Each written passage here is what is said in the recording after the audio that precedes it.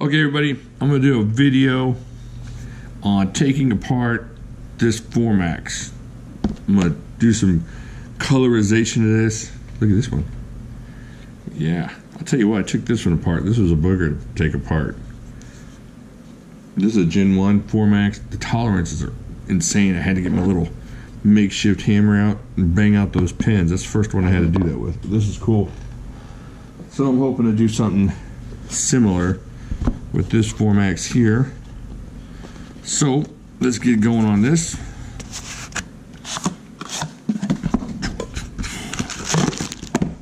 Brand new in the package. Cold steel Italian Formax. Be the first time I open this one up.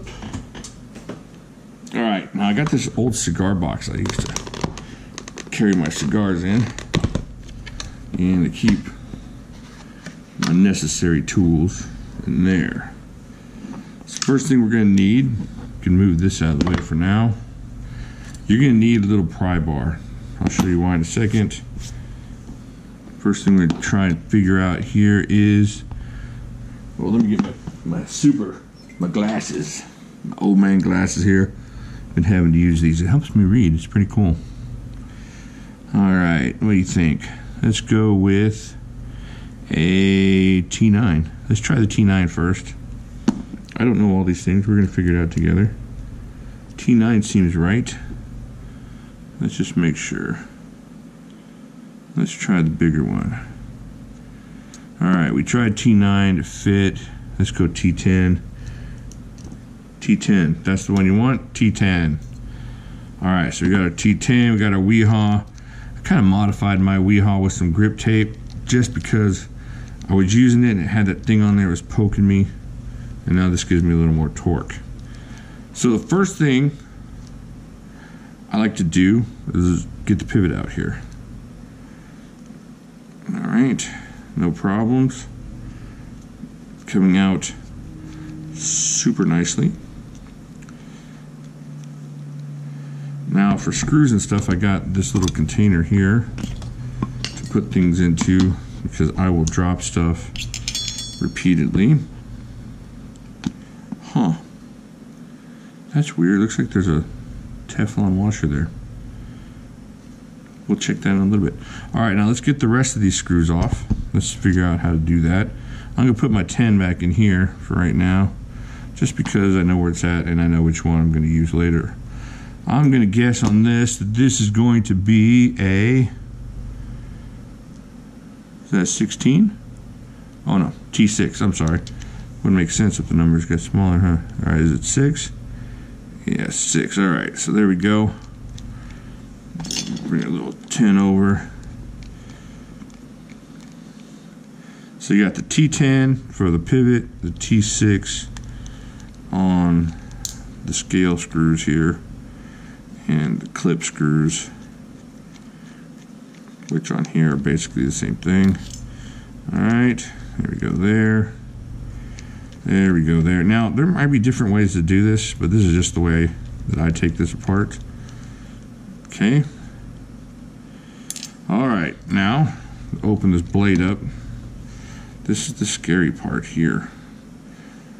Okay, let's keep that shut just for a second. Now what I'm going to do is try to knock this pivot out with, let's see, let's use just one of our little screw things here and pop it on the head with my makeshift hammer here. It's not going down. Oh, it's coming out a little bit. There we go. Pop that bad boy right out with our little hammer thing. So now the blade will come out. Now there's the washers.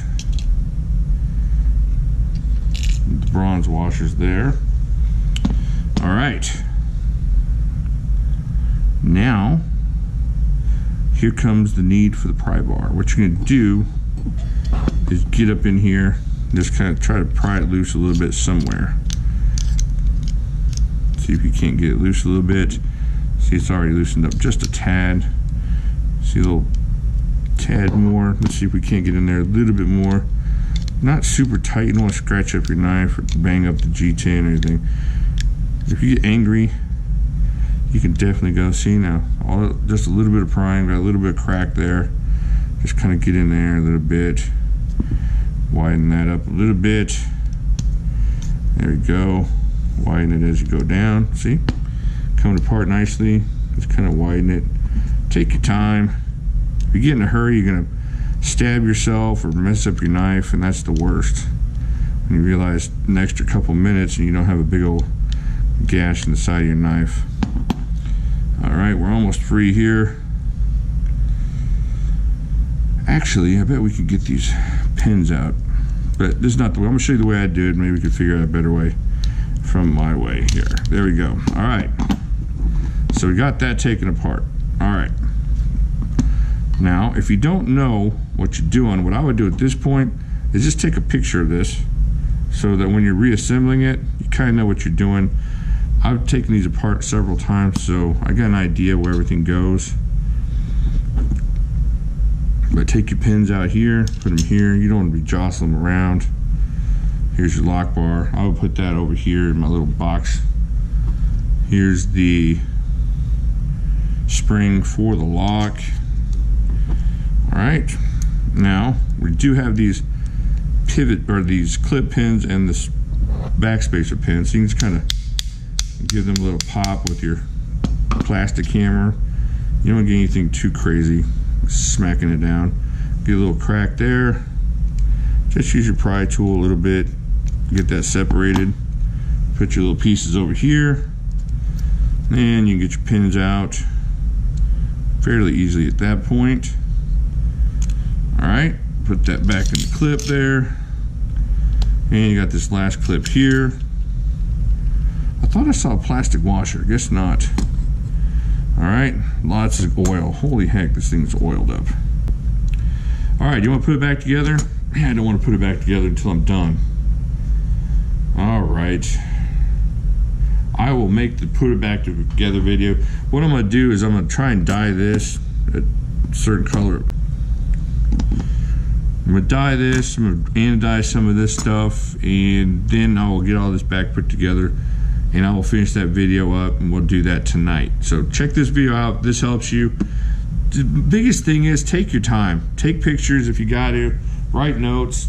The hardest thing about taking things apart for me is the first few times and remembering where everything goes at that point. If you can do that and take care of that little problem, then all the other problems are the only problems you're going to have. Now look at that. This is what I'm talking about. This is this little pin here that you need to get out. You can't anodize with stainless in there. So what I'm going to do is just take my little jobber here, just tap it lightly.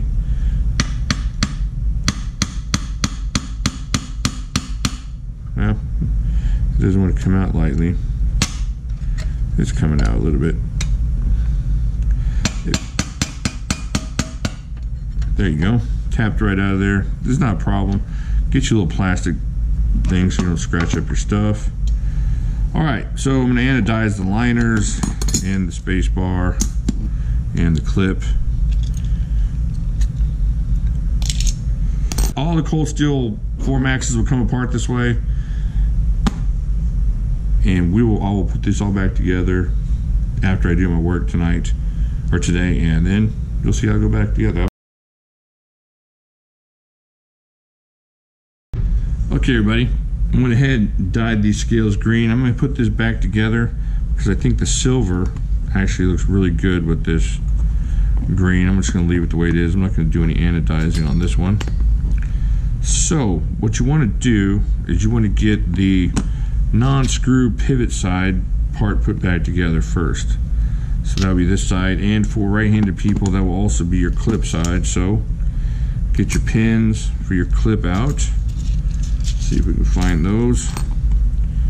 Get your pivot pin, your not pivot pin, but your clip pins. Put those in there. All right, got one, and got two, almost two. All right, and then get your scale pin there. Put that in there. Okay, good to go. All right, and you get your liner here, slip that on there. You can. And it goes like so. Not so hard, right? Just kind of get that here. If that doesn't want to go in, give it a little love tap. Oh, didn't love tap enough. Love tap too much. It didn't love the love tap. Alright, let's hold this together and love tap it. Get in there. Alright, so there you go. Remember, be patient, take your time, it's not a big deal. The more you hurry, the more you're going to make mistakes. Trust me. There's no fun getting this thing all put back together and realized you didn't put the washers in. Okay, so you're here at this point. Okay, you can put the spring back in, like so. So there you go. Now what I like to do is, you get this in place, and you squeeze down like this, and you keep squeezing with your incredible squeezy strength. What in the world did I do with that pen? Oh, no, that's not it. Well, holy poop. Oh, there it is. I put it in the wrong place. All right, perfect example. Put your stuff in the right place. Put that pin back in. All right. Give it a little tappy tap. Make sure it goes into its home. That's your home. Don't you want to go in your home? All right, so there you go at that point. Now, a lot of people might think, well, let's put the blade on or put that pin in, but you can do that. So sometimes what I like to do is put the blade in first, but if it works out for you either way, that's fine. All right, so get your pivot base in here. Maybe do that first next time. But there you go, snaps in. All right, so let's get the big pin here. Get that in there. All right. See if we can give it a little tap. All right. We're gonna need a little more tap than that, and we'll tap it off camera so I can get it stronger. There we go. Just a little tap on the old belly, and it tapped in just fine. All right. Got your action there. All right, don't forget your washer, because like I said, that is frustrating as heck. So there's that. All right, we got the D side. Make sure you get that D side lined up to where this bar is on your Italian 4MAX, and on the other 4MAX is going to have a little flat side there. So get that D side lined up. All right, put your blade back on. That's going to just take a little maneuvering with the lock. There you go. Then make sure you get your washer. These are the things I always forget. Washers, stuff like that, liners. I get all excited because I'm all excited because it went so fast, and then I realize, no, it didn't go that fast. You're just a big dummy. All right. So now it's just a matter of kind of clicking it into place here, making sure your pins don't fall out while you're clicking, and love tapping stuff. Maneuver some stuff around here, get stuff clicked into place. There you go. All right, so that looks good there, all good. Get your other scale, put that bad boy right on top of there. All right, now this is going to happen sometimes. Sometimes it'll punch that pivot out. You just gotta punch it back in. All right, let me punch it back in off camera here. All right. All right. It's not exactly lined up with that D part, so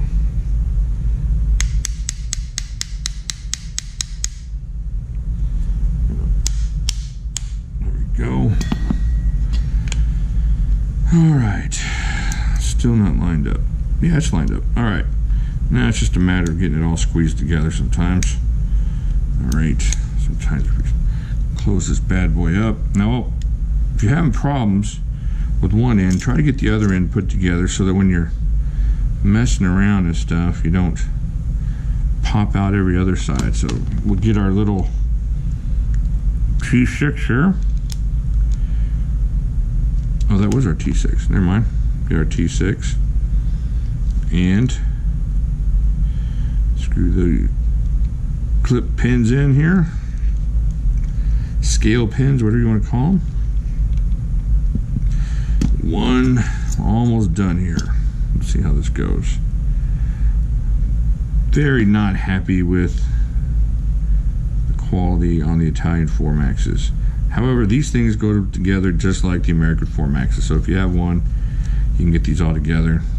Just be patient on some of the first gens. You might have to use your tapper and just lightly tap and get those pins out.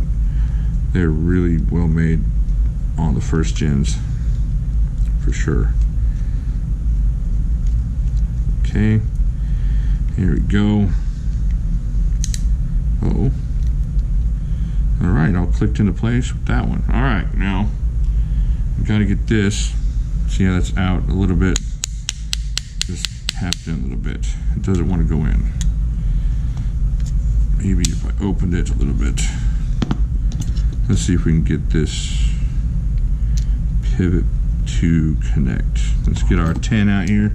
Remember, the pivot is a 10, the T10 works 10, and all right. Okay, I'm gonna smack this around a little bit and see if I can't get it to go in. All right, smacked it a little bit off camera there. Just got these pins to line up. There you go. Got like a forest green 4MAX here. All right, so it's gone back together now. And look, it's all locked up.